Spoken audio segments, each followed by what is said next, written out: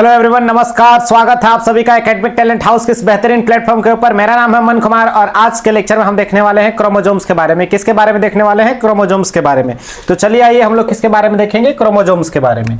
किसके बारे में? क्रोमोजोम्स के बारे में। किसके बारे में देखेंगे दोस्तों? क्रोमोजोम्स के बारे में देखेंगे। देखिए, सबसे पहले हम लोग क्या जानते हैं? क्रोमोजोम्स बनते कैसे हैं उसके बारे में जानते हैं। तो हमारे बॉडी में क्या है? 2.2 मीटर का क्या होता है? डीएनए होता है। क्या होता है? 2.2 मीटर का क्या होता है? डीएनए। इस डीएनए का हमको क्या करवाना है? रैपिंग करवाना है। डीएनए का क्या करवाना है? रैपिंग करवाना है। सबसे पहले क्या होता है? क्रोमेटिन स्टेज में होता है। क्या? क्रोमेटिन स्टेज में होता है। और क्रोमेटिन स्टेज में होने की वजह से क्या होता है? कंडेंसेशन। क्या होता है? कंडेंसेशन। और कंडेंसेशन होने के बाद क्या बनता है? क्रोमोजोम्स बनता है। क्या बनता है? क्रोमोजोम बनता है। यहां तक समझ में आया? तो सबसे पहले हम जानते हैं किसके बारे में? सेल साइकिल के बारे में। किसके बारे में? सेल साइकिल के बारे में। क्या होता है सेल साइकिल? तो देखिए, सेल साइकिल के बारे में हम लोग क्या बात करेंगे। सबसे पहला फेज सेल साइकिल का कौन है? डिफरेंट फेजेस होते हैं सेल साइकिल में। कौन सा? एक इंटरफेज और दूसरा क्या होता है? एम फेज होता है। तो सबसे पहले हम किसके बारे में बात करते हैं? इंटरफेज के बारे में। तो इंटरफेज के बारे में क्या बोलेंगे? सबसे पहला फेज है G1 फेज, फिर आता कौन सा फेज है? S फेज, फिर आता है कौन सा है? G2 फेज, फिर क्या आता है? Pro phase. कौन सा फेज आता है? Pro phase. फिर आता है मेटा फेज।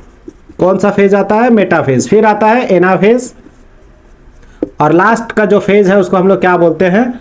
टीलोफेज बोलते हैं। क्या बोलते हैं? टीलोफेज। तो सबसे पहले हम लोग यहाँ देखते हैं किसके बारे में। देखिए, डीएनए एक थ्रेड लाइक स्ट्रक्चर होता है। कैसा स्ट्रक्चर होता है? एक थ्रेड लाइक स्ट्रक्चर होता है। तो जीवन में क्या है? देखिए, एक डीएनए को मैं क्या बना दिया? Double standard thread like structure बना दिया। यहाँ तक समझ में आया? अब क्या होता है? यस फेज में क्या होता है? डीएनए का क्या होता है?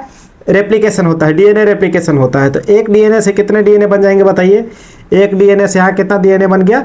तो 2 डीएनए बन गया। कितना डीएनए बन गया बताइए? यहाँ देखिए, यहाँ देखने से क्या पता चला कि एक डीएनए से कितना डीएनए बन गया? 2 डीएनए। यहाँ भी क्या होगा? 2 डीएनए बना रहेगा।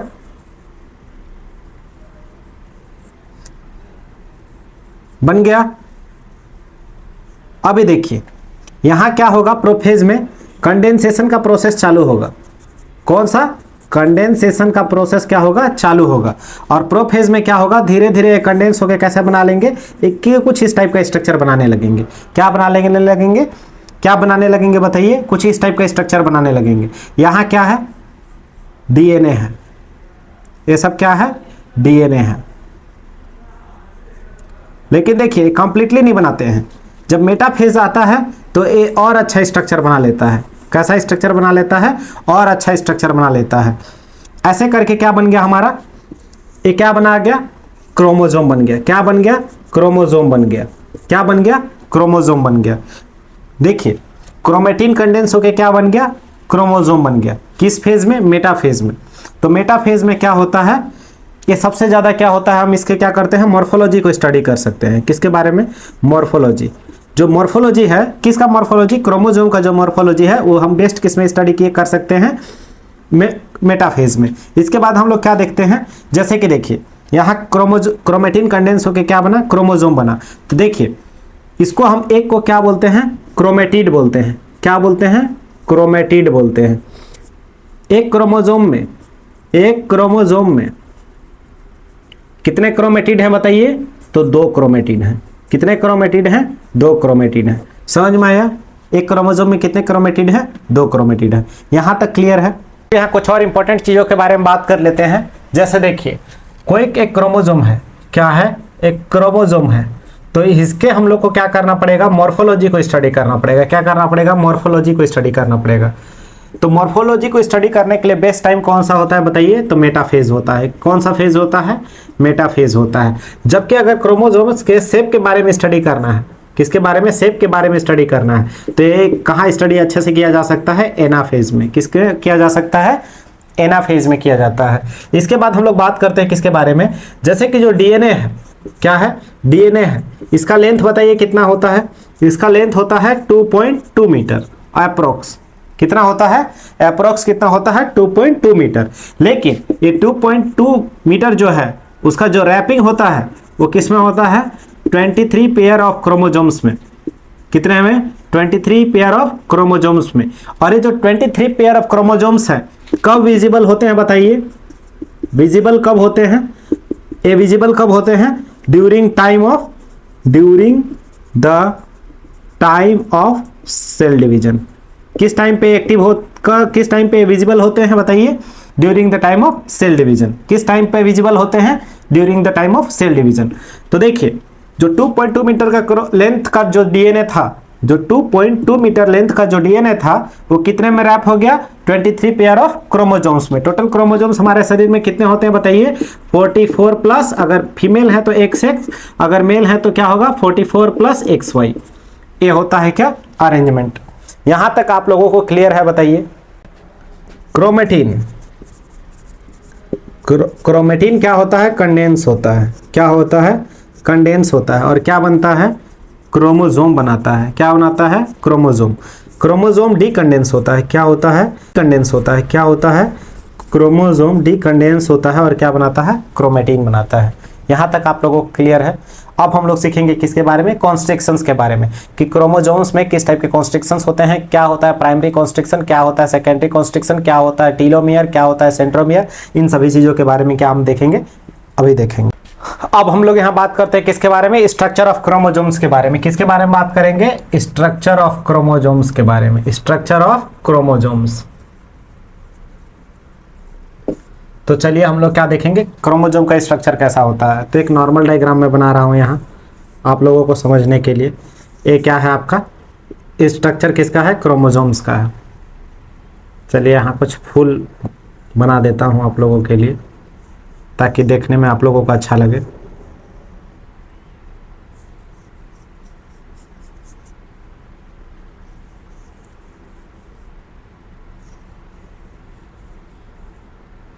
तो ये क्या है देखिए? क्रोमोजोम का क्या है? स्ट्रक्चर है। इसको हम लोग क्या बोलते हैं? ये क्या है? क्रोमेटिड। क्या है? क्रोमेटिड। ये भी क्या है? क्रोमेटिड। एक क्रोमेटिड मिलके क्या बनाते हैं? क्रोमोजोम्स बनाते हैं। क्या बनाते हैं? क्रोमोजोम्स बनाते हैं। इसको हम बोलते हैं प्राइमरी कॉन्स्ट्रिक्शन। क्या बोलते हैं? Primary constrictions. इसी का दूसरा नाम क्या है? सेंट्रोमियर। क्या नाम है? सेंट्रोमियर। इसी को दूसरा नाम क्या है? सेंट्रोमियर। यहाँ तक क्लियर है? दो क्रोमेटिड मिलके क्या बनाए? एक क्रोमोजोम्स बनाए। यहाँ तक क्लियर है? इसको हम इंडिविजुअली को क्या बोलते हैं? जैसे एक ऐसा है एक ऐसा है, इसको हम क्या बोलते हैं? आर्म्स बोलते हैं। क्या बोलते हैं? आर्म्स। एक वर्ड आप लोगों को जानना पड़ेगा किसके बारे में? कैरियोटाइपिंग के बारे में। किसके बारे में? कैरियोटाइपिंग। क्या होता है कैरियोटाइप? कैरियोटाइप। तो कैरियोटाइप क्या होता है इसके बारे में जानते हैं। किसी भी इंसान का क्रोमोसोम का डिटेल इंफॉर्मेशन, क्या? Detail information. What? Detail information of chromosome, detail information of chromosome of any individual, इसको क्या बोलते हैं? कैरियोटाइप बोलते हैं। क्या बोलते हैं? कैरियोटाइप। और कैरियोटाइप में हम लोग क्या देखते हैं बताइए? कैरियोटाइप में किसके बारे में बात करते हैं आप लोग बताइए? तो कैरियोटाइप में हम लोग जनरली किसके बारे में बात करते हैं?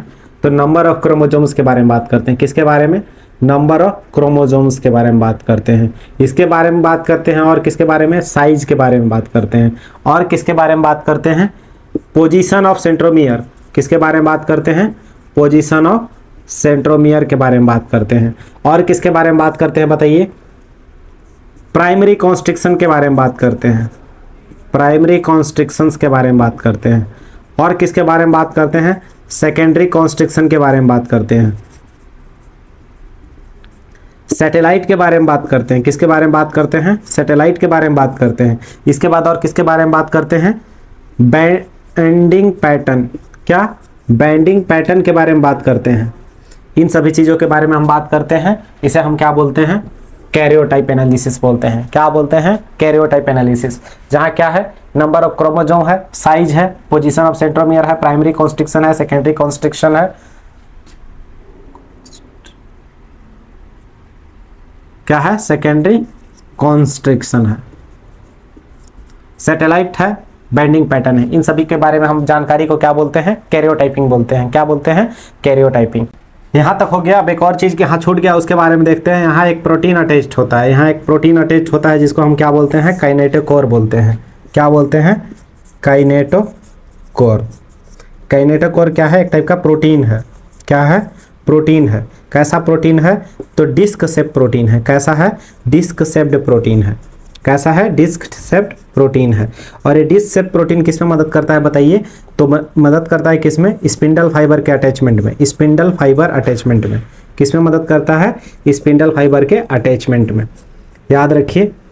यहाँ तक हम किसके बारे में जाने? काइनेटोकोर के। हाँ, हम लोग कॉन्स्ट्रिक्शंस के बारे में बहुत और बेहतरीन ढंग से समझते हैं। सबसे पहले हम लोग देखते हैं, इसको हम लोग क्या बोलते हैं? प्राइमरी कॉन्स्ट्रिक्शन बोलते हैं। क्या बोलते हैं?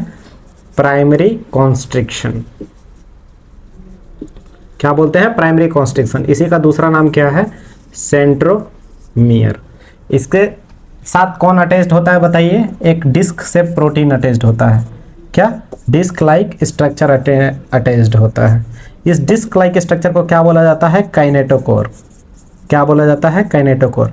ये काइनेटोकोर किस में मदद करता है? Help in attachment of spindle fibre. Of spindle fibre. Spindle fibre के क्या करता है? अटैचमेंट में मदद करता है। यहां हम लोग देखते हैं क्या है? सेकेंडरी कॉन्स्ट्रिक्शन है। क्या है? सेकेंडरी कॉन्स्ट्रिक्शन है। और ए वाला क्या है? स्ट्रक्चर है बताइए। इसको हम लोग क्या बोलते हैं? सैटेलाइट बोलते हैं। क्या बोलते हैं? सैटेलाइट बोलते हैं। यहां तक समझ में आया? इसको क्या बोलते हैं? सैटेलाइट बोलते हैं। तो यहां तक हम लोगों को क्या देखें? कॉन्स्ट्रिक्शंस के बारे में। किसके बारे में? कॉन्स्ट्रिक्शंस के बारे में। तो कॉन्स्ट्रिक्शंस कितने टाइप के हैं? दो टाइप के। एक तो है प्राइमरी कॉन्स्ट्रिक्शन और दूसरा क्या है? सेकेंडरी कॉन्स्ट्रिक्शन है। जो प्राइमरी कॉन्स्ट्रिक्शन है ये यूनिवर्सल होता है। क्या होता है? यूनिवर्सल होता है। ये किसी भी क्रोमोसोम्स में क्या रहेगा ही रहेगा। लेकिन सेकेंडरी कॉन्स्ट्रिक्शन सभी में नहीं मौजूद रहता। कहाँ मौजूद रहता है? 13, 14, 15, 21 और 22 क्रोमोसोम में। इन्हीं वो क्रोमोसोम है जहां क्या पाया जाता है? सेकेंडरी कॉन्स्ट्रिक्शंस पाया जाता है। और इन्हीं सेकेंडरी कॉन्स्ट्रिक्शंस के वजह से क्या बनता है? न्यूक्लियोलस बनता है। क्या बनता है? न्यूक्लियोलस बनता है। क्या बनता है? न्यूक्लियोलस। इसीलिए इस सेकेंडरी कॉन्स्ट्रिक्शंस को क्या बोला जाता है? एनओआर बोला जाता है। एनओआर का मतलब क्या होता है? न्यूक्लियोलस। क्या बोला जाता है? न्यूक्लियोलस ऑर्गेनाइजिंग रीजन बोला जाता है। क्या बोला जाता है? न्यूक्लियोलस ऑर्गेनाइजिंग रीजन बोला जाता है। तो यहाँ हमारा क्या होता है? क्रोमोसोम्स खत्म होता है। Thank you. मिलते हैं अगले लेक्चर पे जहाँ हम टाइप्स ऑफ क्रोमोसोम्स के बारे में बात करेंगे। तब तक के लिए धन्यवाद। लेक्चर को लाइक करिए, सब्सक्राइब करिए और शेयर करिए। Thank you.